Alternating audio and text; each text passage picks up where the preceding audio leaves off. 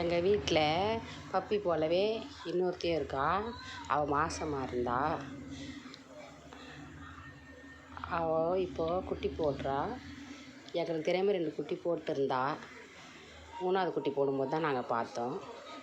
இப்போ நீங்கள் பாருங்கள், அது நான் குட்டி போடுறத காட்டுறோம்.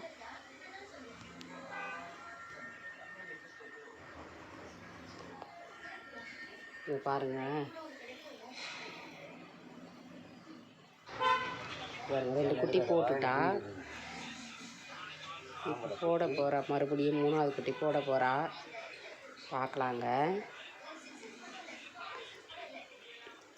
கொஞ்ச நேரம் பாருங்கள் 3வது குட்டி இப்போ பிறந்திருக்கு. நீங்கள் ஆடு மாடு இதெல்லாம் பார்த்துருப்பீங்க, குட்டி போடுறத.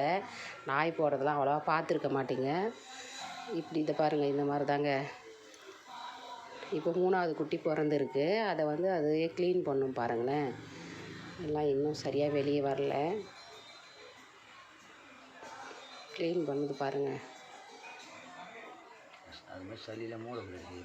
சுத்தமாக க்ளீன் பண்ணிவிடுவாங்க. அதுவே க்ளீன் பண்ணி சுத்தமாகிடும் பாருங்களேன். பாருங்கள், சுத்தமாக க்ளீன் பண்ணிடுச்சு பாருங்கள்.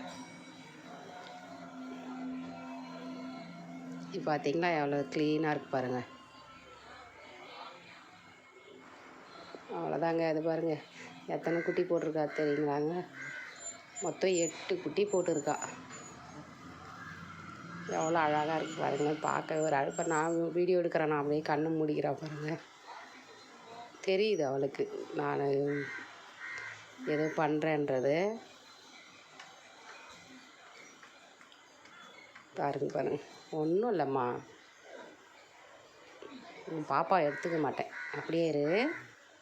இங்கே பாருங்களேன், இப்போது தனியாக ஒன்று வந்துடுச்சா பாருங்கள். எல்லாமே ப்யூர் வெள்ளை ஒயிட்டுங்க. ப்யூர் ஒயிட் இருக்குது, ப்யூர் பிளாக் இருக்குது.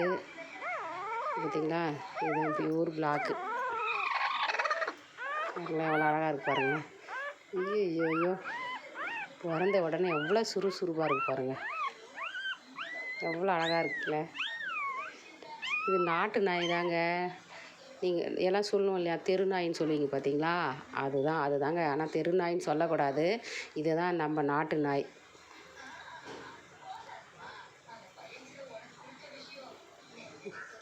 எவ்வளோ அழகாக குழந்த.